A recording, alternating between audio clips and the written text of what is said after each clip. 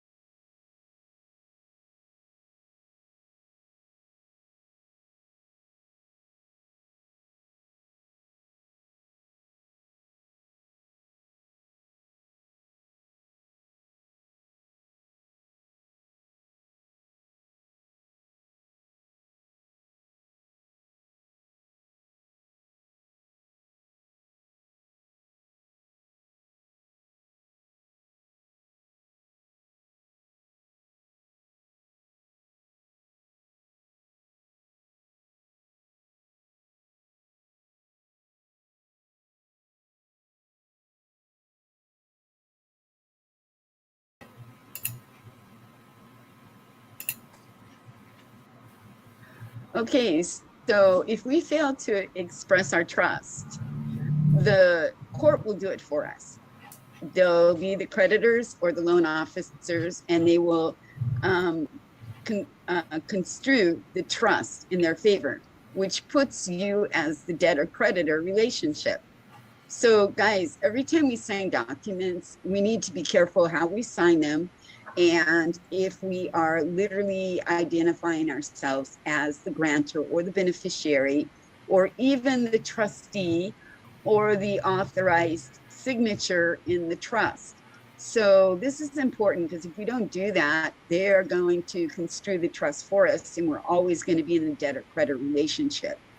So once we have the trust construed in our favor, they put you under, if they do it and we don't have the trust, they're going to put us under the 14th Amendment that automatically assumes we're liable for any of the debt, and we must use the Federal Reserve notes to pay it off.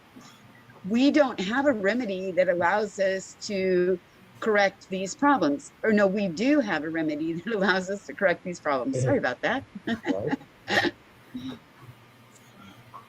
Okay, panel 3 of 15. Because you didn't express this trust as a revocable trust or modified trust, you had no idea that you even had the power to settle or modify the trust that was created in our name in the first place. And most of this comes in the mail or from a court created the trust for us. When anyone construes the trust for you, they will always appoint you as the trustee of this trust, which makes you liable.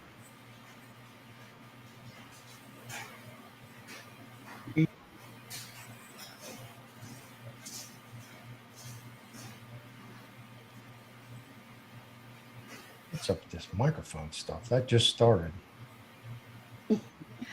Poor computer is getting old, isn't it? Yes. I think I got a gremlin hanging out with me or something. I don't think they want us to get this information out.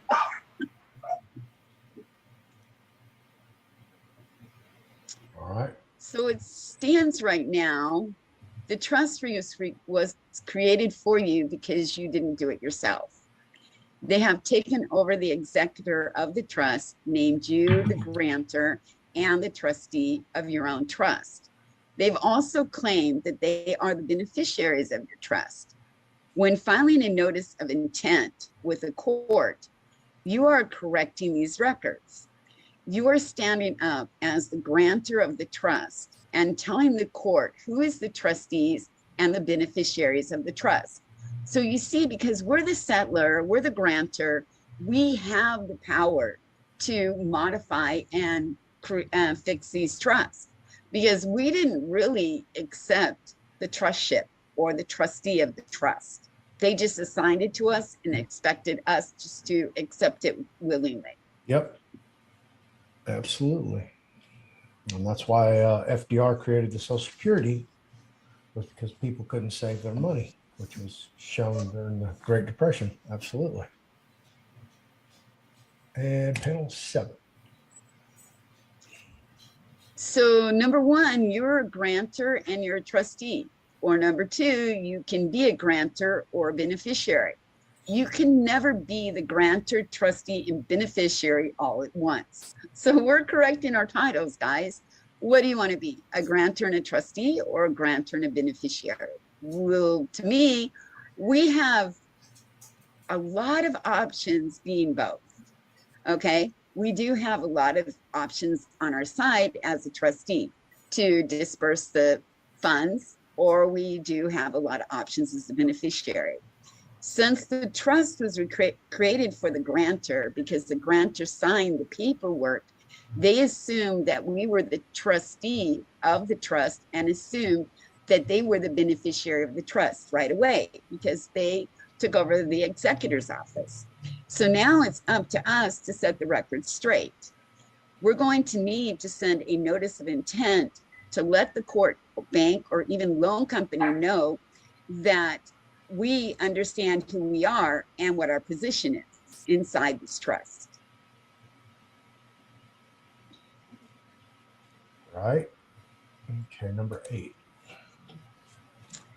Okay, the notice of intent is filed with the court and will express the trustee as the beneficiary of the trust. Once this notice is filed, we only have 30 days.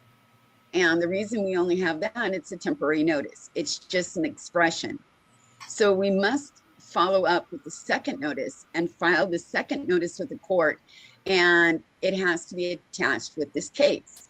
The second notice we file with the court is a statement of interest, which gives the full details of the trust and how it will be handled by the trustee. So this is creating our trust. We are going to explain to the court what the rules of the trust are going to be. It's just like writing our will and creating our own personal trust is what we're doing. Okay, is there a time between the notice filed and the second notice? Yes, it's written right there, 30 days.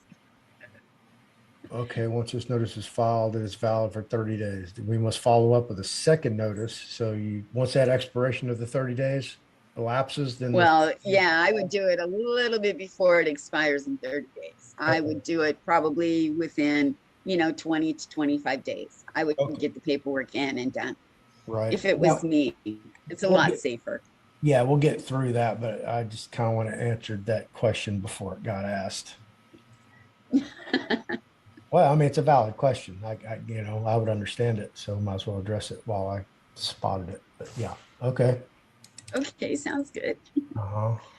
Okay, so what is a statement of interest? So we only have 30 days, like I just explained, after registering our notice of intent with the court to file the statement of interest. The statement of interest will clarify our intent in the trust that was created in our name. once the statement of interest is filed with the court, it will support the fact that we are the grantor and the beneficiary of the trust. Well, guess what happens? We are no longer the trustee of this trust once we do this. Right. Panel 10. So if the court has identified us as the trustee and we submit our statement of interest that states we are the beneficiaries, this will collapse the trust because the court thinks that we're the trustees, but no, we're the beneficiaries. And once we have two jobs or two titles inside the trust that are conflicting, such as trustee and beneficiary in the same trust, it will automatically collapse the trust. We cannot hold the positions of trustee and beneficiary at the same time. Furthermore, the statement of interest is considered confidential commercial information, or CCI. The statement of interest, which has created the confidential commercial information, has a backing from the IRS. Because we do that, we file the Form 56, which gives us the backing from the IRS. So we'll get into that, when we get into more paperwork. I'm just trying to get through all this, information so people can learn it, so we can, get through the paperwork a little bit quicker. Okay. So once we filed our two letters with the court or the bank or a loan officer, or even a collection agency, we're no longer in a constituted trust. They can't make us be in that trust. Okay.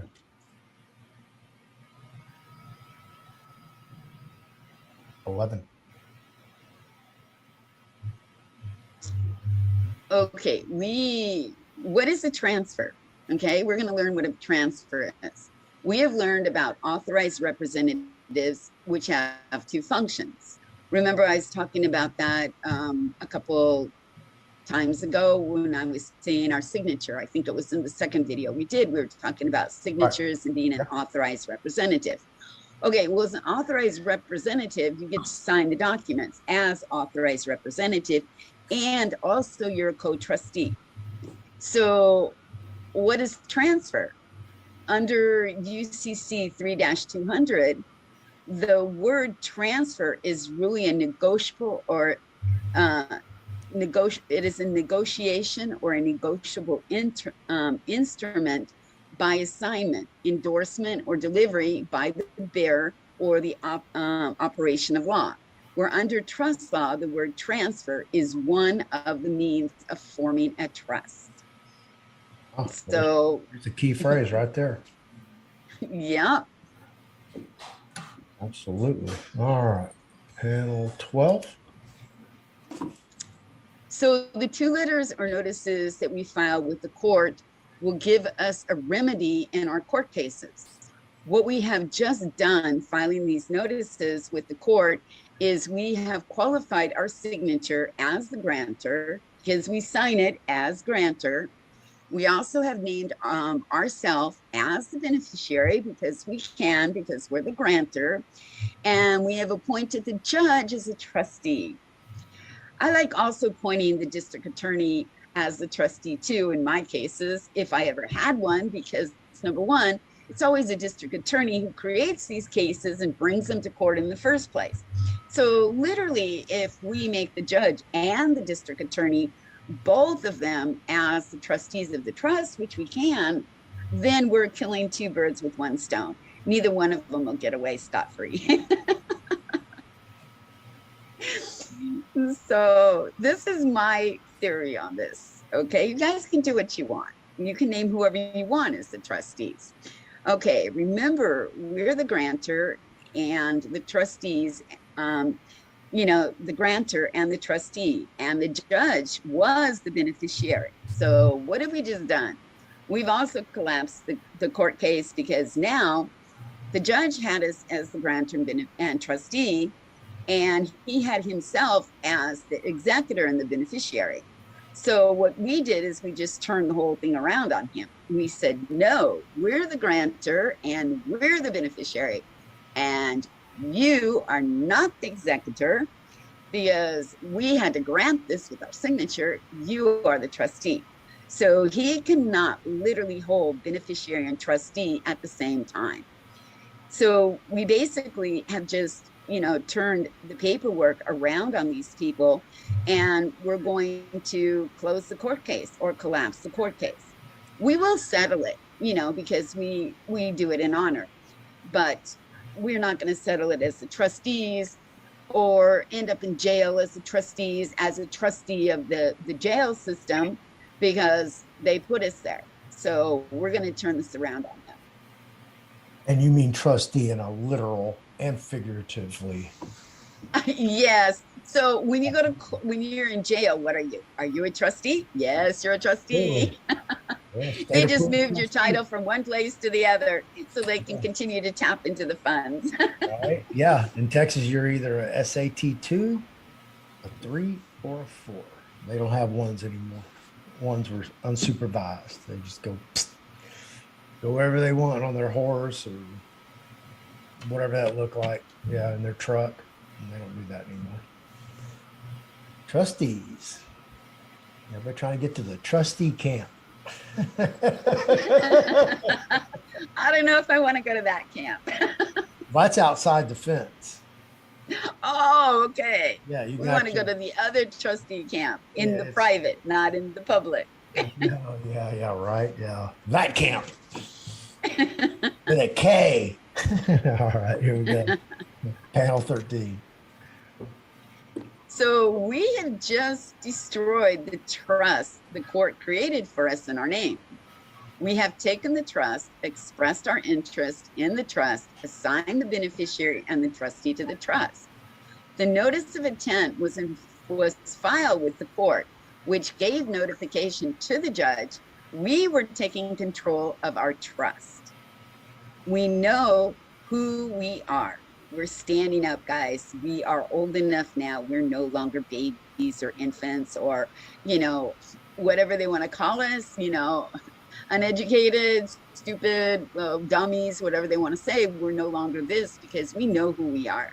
And we're going to stand up and we're going to step up into the position we should have done from the beginning. And we are now in control of the trust because we are the grantor of the trust. Yep. We are actually monsters in Black's Law. Oh, yeah. Sometimes I wonder about Black's Law. I mean, I've seen a lot of controversy on that recently. Yeah. And they consider us things. Absolutely. Well, they can consider us all kinds of stuff. Yeah. What I think Black's Law is really, because I started really digging into it, it's what they're bringing out in Black's Law is actually what's been going on for hundreds of thousands of years under Roman law. Absolutely. Where Roman law called us certain things in Roman law to take away our citizenship and take away all of our rights. And Black's Law just brings it out in a funny way to literally make people open their eyes and say, wow, is this really true or not? So I think Black's Law has some good points to it, but I'm not sure if I'd use some of their verbiage in court. Right. Yeah, absolutely. Yeah. And I tell people this all the time, because they are like, oh, the clerk this and, that person this, whatever. And I'm like, looking at them, I go, okay, so you think they've been doing this for, 100, 200 years, maybe, maybe 300. And I was like, no. They've perfected this and they've tweaked it along the way to advance with history. But they've been doing this for thousands of years. This isn't nothing new. And they have it down now. I mean, they've got their own people just like wearing blinders and really can't see what the hell's really going on. It's crazy. Almost like we're living in a simulation, wouldn't you say?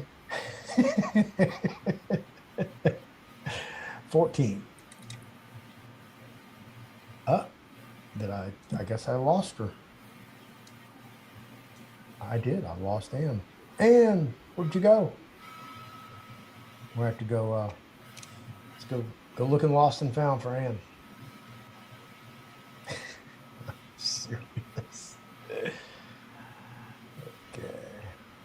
Where you at, Ann? I'm gonna pause till we get Ann back. I found her. I disappeared. Ta-da! All right. Okay, guys, we're almost done. I don't know what happened with the internet, but it seems to not want us to get this information out. So it just like disappeared on us.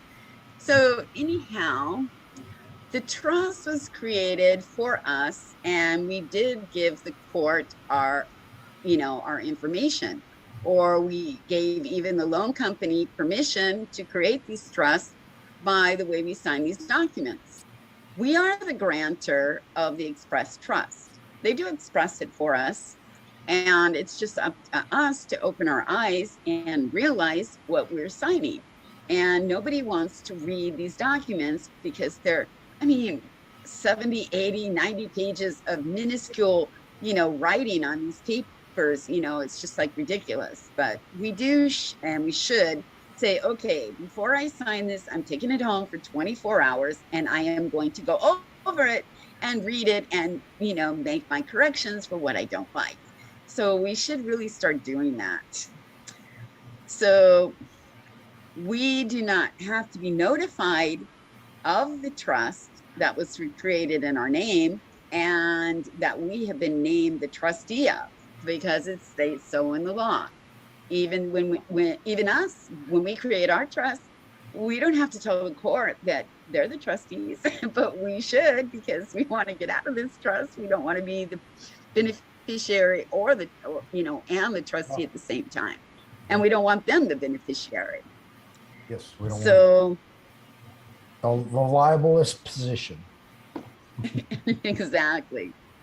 So however we have figured this out, we have options and remedies that we can use to fix these problems.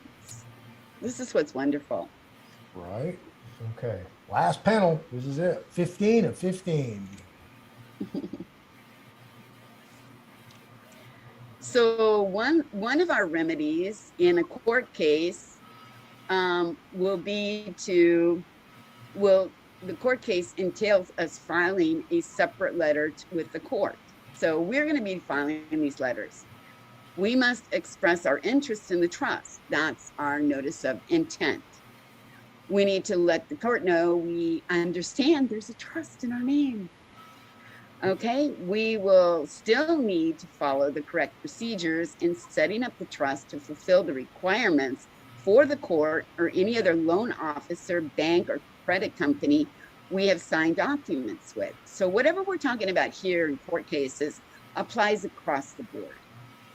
Okay, once we've established and created our trust, it is a simple remedy to file a notice of intent followed by a statement of interest to correct the status in the trust from a trustee to a beneficiary.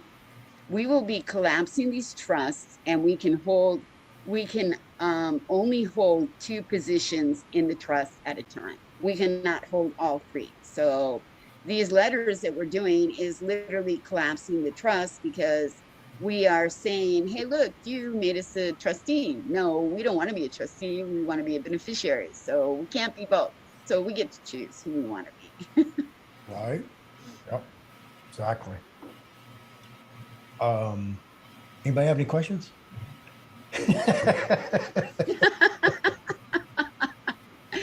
Is that like you get some, you have somebody swear an oath of office on a Zoom call and you ask anybody, does anybody object? And you're the only 2 people on the Zoom call. Right. Yeah, absolutely. I love it.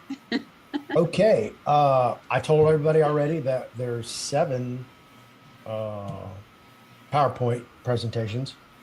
Are there any more coming, or 7? I'm working on 8 right now. I'm almost done with 8 because there is quite a bit of information we still need to go over. UCC filings. We need to go over the statements. We need to go over the filing forms with the IRS, and we need to go over the letters. And, like there's different remedies we can use in court cases. There's 3 remedies that I'm going to detail in, one of these documents that I've already sent to you. Right. Yeah, I get it. Absolutely.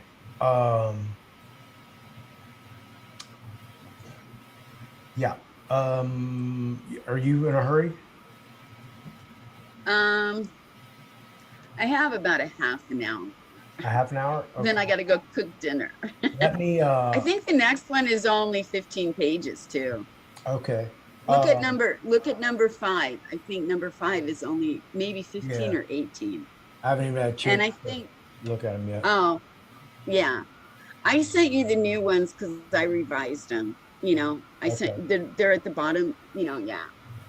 All right. Yeah, I want to talk to you in a minute. So we'll do another Zoom. Let me close out this video. Do you want to just talk, or do you want to just do another Zoom? No, just talk. Okay, let's just talk. Okay. Yeah, we need to get we'll do another Zoom tomorrow. Yeah, exactly. Okay, let me finish this out, and I'll get right back with you. I'll send you a text. Okay, sounds good. Okay. Okay. All right, kids, there you have it. You've got it again from the illustrious Anne LeFlore.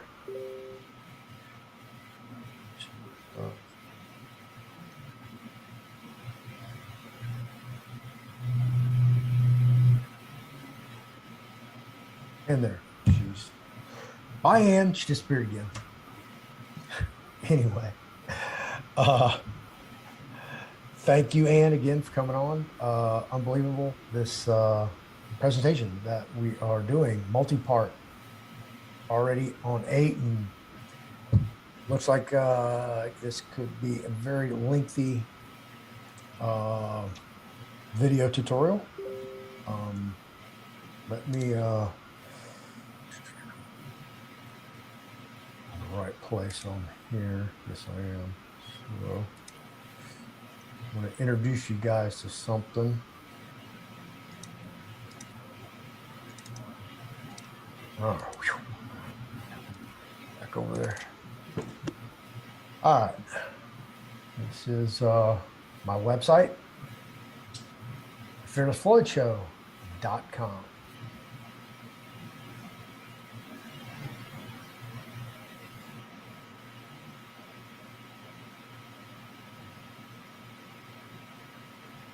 I haven't finished it, so this is about where I'm at.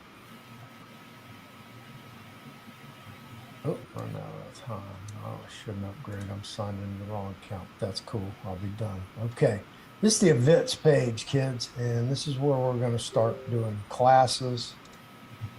And I'm even thinking about doing some physical events, since that's what I do professionally, is set up trade shows and breakout rooms and hotel ballrooms. And yeah, absolutely. Countdown. I mean, like I said, I'm still putting this together as a gallery of pictures that I don't have any, some video. Subscribe, and this is where you're going to put in your email address.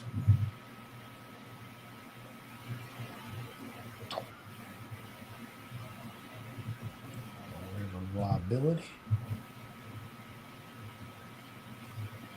And this is a work in progress, kids, but this is the website. This is what we're going to start cranking with. Access. So with that, if you like the video, hit that like button. If you want to subscribe to my channel, so you can see all my videos, be a subscriber. Hit the subscribe button, notification bell when I put out new videos, so you can see videos just like the one that. Thank you for hanging around after the show.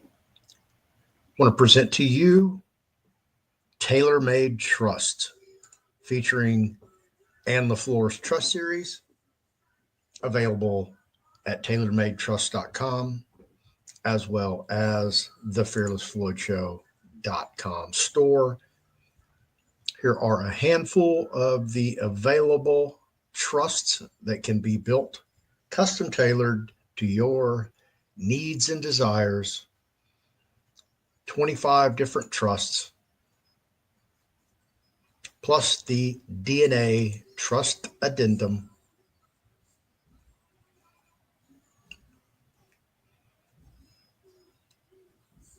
And as always, and LeFlore's classic trusts and ancillary classes, and also Anne's books on trust and specialty trust, which I also co-authored.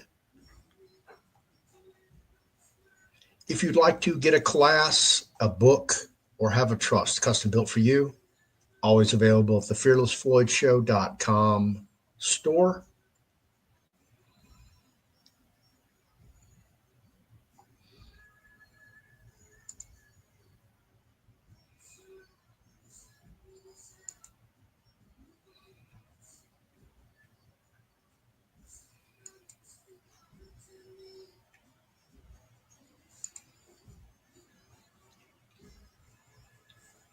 And I'll see you in the next show.